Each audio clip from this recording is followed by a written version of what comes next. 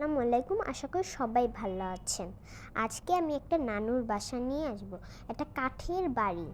এই বাড়িটা ৭০ বছর আগের বাড়ি। তাও কত অনেক সুন্দর। হাতের জিনিস দিয়ে বানানো। এখানে সব কিছুই একদম হাতের বানানো। হাতের কাটিংগুলো এত সুন্দর। তারপর ওনার বাসায় অনেকগুলো খাট। কেন তার বাসায় ৭০-৫০ বা এতজন আসে। কত কতজন আসে সেজন্যই খাট লাগে, তাই অনেকগুলো খাট এনে রেখে দিয়েছে। আর এই কাঠের বাড়িতে, এটা তো কাঠের বাড়ি, এখানে তো এত সুন্দর জায়গা। তারপর আমি দুইতলায় উঠলাম। দুতলায় প্রথমে একটা খাট দেখলাম, প্রথম খাট। তারপর আমি এটার মধ্যে শুয়ে পড়লাম। আবার আরেকটা খাট দেখার জন্য আমি এখন যাব। এখানে তো আলমারি আছে, ফ্যান আছে। কিন্তু আমরা শীতের দিনে গিয়েছিলাম, তো আমরা আর ফ্যান ছাড়িনি। তারপর এখানে বারান্দা ছিল। বারান্দাটা অনেক সুন্দর ছিল। এই নানুর বাড়িটা অনেক সুন্দর। আর আমার আরেকটা জিনিসে মন খারাপ লাগছে। উনি বলে এই বাড়িটা ভেঙে তারপর একটা নতুন বাড়ি করবে। কিন্তু আমার কাছে ভালো লাগে এই বাড়িটাই।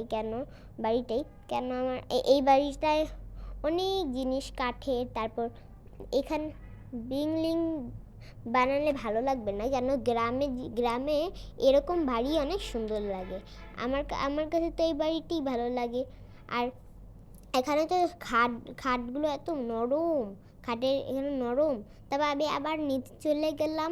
নিচে নিচে যেয়ে তারপর আলমারি দেখলাম। তারপর এখানে সব কিছুই দেখলাম। এখানে খাট, অনেক বেশি খাট ছিল, অনেক খাট। মানে এখানে শুলেও বাকি অনেক জায়গায় পড়ে থাকবে। আমার কাছে তো এত ভালো লাগছে। তারপর রান্নাঘরটা অনেক বড় ছিল।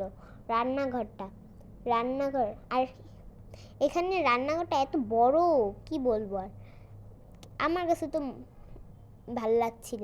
আর এটা বলে ধান রাখে, কিন্তু এটা নাম কি আমি জানি না, তোমরা একটু বলে দিও তো। রান্নাঘরে রান্না হচ্ছিল। আবার চুলার কাছে এসে বললাম, মাটির চুলা, যেটাই কয়েকদিন পর পর রান্না করা হয়। এই মাটির চুলাটা অনেক সুন্দর, এটা বানানো হয়েছে। আমার কাছে তো ভালোই লাগছে না, বলে এই বাসাটা ভেঙেই ফেলবে। কি বলবো, যার ইচ্ছে তার তো ভাঙতেই হবে। আর আমার কাছে তো এই বাসাটা এত ভালো লাগছে, কিন্তু আমি বুঝলামই না যে ৭০ বছর আগের এই জিনিস এগুলো। আমার কাছে তো এই বাড়িটা অনেক ভালো লেগেছে। তোমাদের কাছে কেমন লেগেছে? এতটুকু ছিল ভিডিওটা। Bye bye.